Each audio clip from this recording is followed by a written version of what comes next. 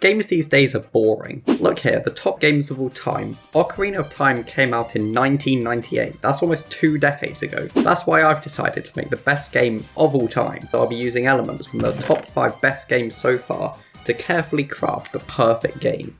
Starting with Ocarina of Time, the Zelda franchise's first steps into 3D.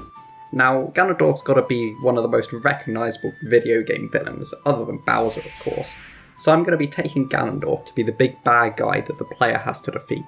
Moving on to number 2, Tony Hawk's Pro Skater 2, the game that proves that in some instances the sequel can be better than the original. I just think it's a shame when you see what happened to the 5th game. Of course from this game I'm going to be taking the skateboard mechanics, because, well, what else were you expecting me to take? The only other mildly exciting thing are the pixelated palm trees. Next up is GTA 4, which, as I'm sure you're aware, centres around stealing cars and robbing banks, which is why I'm going to take their NPCs. I think it would just be really funny if, whilst you're riding your skateboard, chasing Ganondorf and jumping off of ramps, you could just run over people walking on the side of the road. I also need to give the player a reason to be chasing Ganondorf, so maybe we can say he stole a car or something. I'm sure that will fit into the lore. So far, my game's shaping up to be a bit of a Subway Surfers rip-off, but this is where we're going to be mixing it up. Soul Calibur is a game that I hadn't heard of before, but basically seems to be a Street Fighter clone with a sprinkling of pizzazz. For this, I'm just going to be taking everything and create a whole new part to my game where you have to beat up Ganondorf on a 2D stage.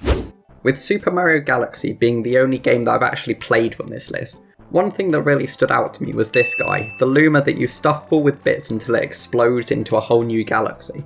I won't be getting any galaxy hits out of my Luma though. Mine will give the player a speed boost once you fed it enough star bits. Now that I've gathered all my inspiration, I've come up with a bit of a plan to see how the game's gonna go. So the player controls the skateboard that can collect star bits on the road. What, there's a child in the way? Yeah, I didn't think so. Anyway, you can catch up to Ganondorf driving a van without insurance, and once you're there, the camera swivels around so you can fight him one-on-one.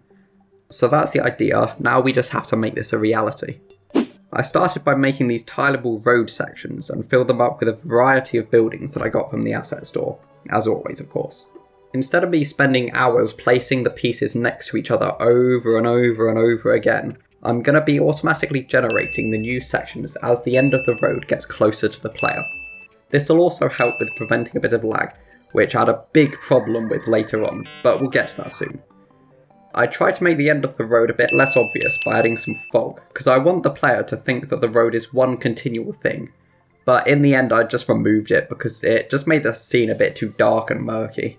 Here I'm testing out how the player's going to move, because I've got 2 options. Let the skateboard move down the road with a camera following it, or keep the skateboard locked in place and move the road and buildings towards the player to give the illusion that you're moving. I ended up choosing the latter because it just seemed like the easier thing to code, and you can't really tell the difference from above either way. The next thing to add is some obstacles and collectibles. You can now collect star bits along the road and your total can be seen in the top left. There are also some ramps which you can jump off to add another dimension to the game. We need a way to use those star bits that you can obtain, and this is where I most regrettably introduce you to what may be one of my worst creations yet. This thing looks like it would live under your bed, only coming out when you're asleep to devour you. Luckily for us though, it's on a strict diet of star bits. When you reach 10 star bits, it will descend from possibly heaven, more likely though an alien planet, and will eat your bits in return for a massive speed boost. We can finish this part of the game by adding 2 crucial things: the people we need to run over, carefully avoid, and the van that we're chasing. This is where the lag problem started.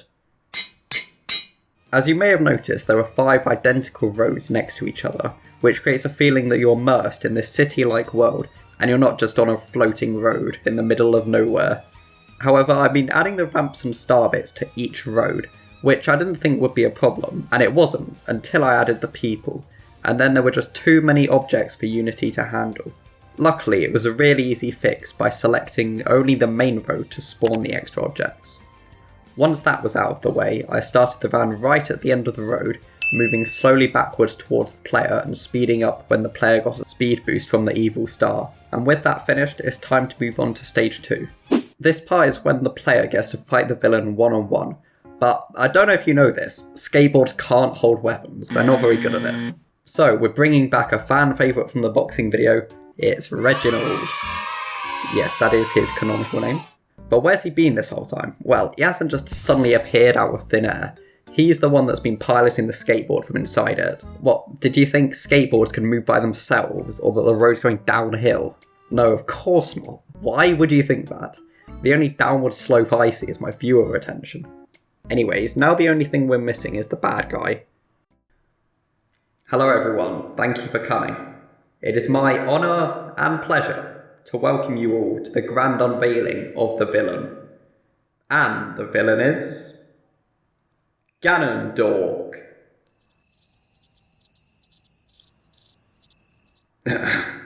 Ganondorf. Like Ganondorf, but worse. Nope, okay. I'm giving Ganondorf this axe as his weapon, which is almost double Reginald's size. Meanwhile, the player gets this pointy ball on a rod, so I'm sure this is going to be a fair fight. Wait, what's going on with his arms? I must have messed something up, because I'm pretty sure that's not how they should act. Although it is kind of funny, just because of how strange it looks. So it might have to stay in. Plus, I wouldn't have to spend ages fixing it, so that's good. What? And now Ganondorf's doing it as well. I literally haven't changed anything. It's so weird. Putting all that aside, I've made it so they can both move and attack each other, and with that, the game's pretty much done. So now it's time to put this game to the test. I said I wanted the #1 best game of all time, so let's see what the reviews have to say. 5 stars, awesome game. Couldn't agree more, Judd. Good. Thanks, Karen. Another awesome game, fun game, graphics are excellent, stunning graphics. Well, I think I've done a good job here.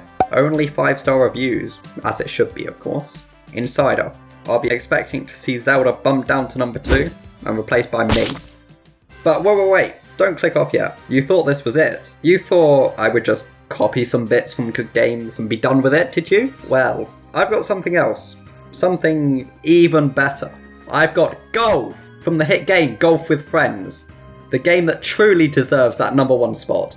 Insider, I'll settle for #2, but if you don't put Golf with Friends to #1, there will be consequences.